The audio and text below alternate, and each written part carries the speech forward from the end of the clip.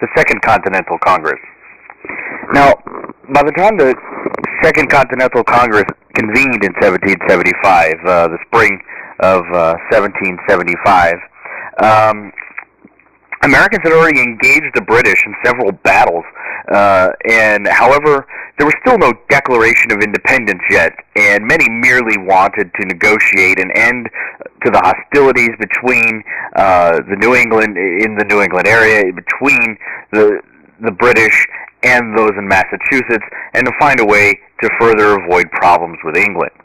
To some, they saw this as a very localized aggression between a hot-headed colony in Massachusetts and the British, and saw themselves as somewhat removed from this.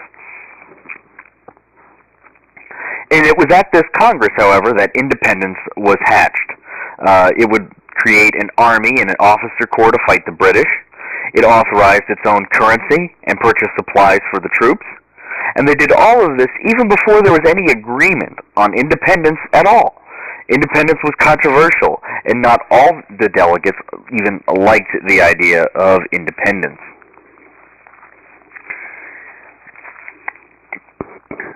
By the time they had convened in May of 1775, the Americans had already fought the British at Lexington, at Concord, and at Bunker Hill. And I mean, the last assault at Bunker Hill, with 1,000 casualties.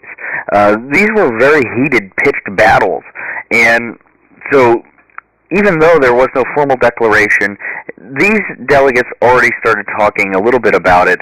They had made provision for these fights, and some of the colonies started to see it as a much larger struggle than just a Massachusetts versus England struggle. They saw that if England would do this to Massachusetts, they would do it to any other colony as well.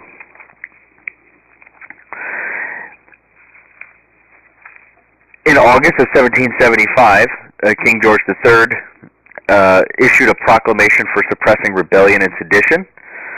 But even before the proclamation had reached America, the independence-minded members of the Continental Congress started pressing for a formal split with England.